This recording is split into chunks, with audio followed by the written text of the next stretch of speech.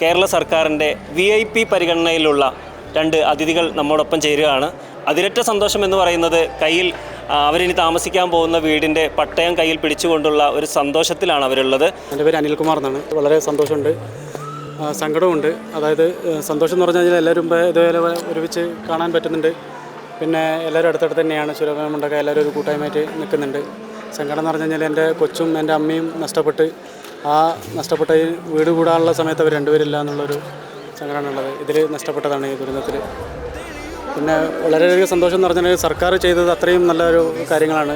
ഇതുവരെ നമ്മളെ കൈവിടാണ്ട് നമ്മളെ കൂട്ടുപിടിച്ച് നല്ല കാര്യമാണ് ചെയ്തിരിക്കുന്നത്. ഞാൻ വിദേശത്തായിരുന്നു, യൂറോപ്പിലായിരുന്നു. ലീവിന് വന്ന് വ്യത്യാസം പോകേണ്ട ആളായിരുന്നു ഞാൻ. അങ്ങനെയാണ് സ്പൈനൽ ഇഞ്ചുറി ആയി. ഇപ്പോഴും ഒരു സർജറി കഴിഞ്ഞ് കഴുത്തിൻ്റെ സർജറി കഴിഞ്ഞ് നിൽക്കുകയാണ്. ഇപ്പോൾ കയ്യിൽ കരുതിയിരിക്കുന്നത് നിങ്ങളിനി താമസിക്കാൻ പോകുന്ന വീടിൻ്റെ പട്ടയാണ് അല്ലേ? അതൊരു സന്തോഷം നൽകുന്നൊരു മൊമെൻ്റ് അല്ലേ? സന്തോഷമുണ്ട്, നല്ല സന്തോഷമുണ്ട്. ഞങ്ങൾ ഇത്ര ദിവസം ഫോട്ടോസിൽ വീഡിയോസിൽ മാത്രം കണ്ടിരുന്നു. ഇവിടെ വന്നിട്ട് കണ്ടിട്ട് നല്ല സന്തോഷമുണ്ട്.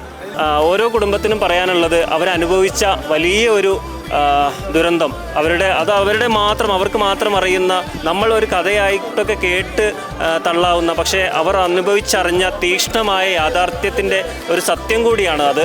അതുകൊണ്ട് ഇങ്ങനെയുള്ളവരെ ചേർത്ത് പിടിക്കാൻ കാണിച്ച കേരള സർക്കാരിനെയും കേരള ജനതയെയും മലയാളികളെയും മൊത്തത്തിൽ ഒന്നടങ്കം നന്ദിയോടെ സ്മരിക്കുകയാണ്.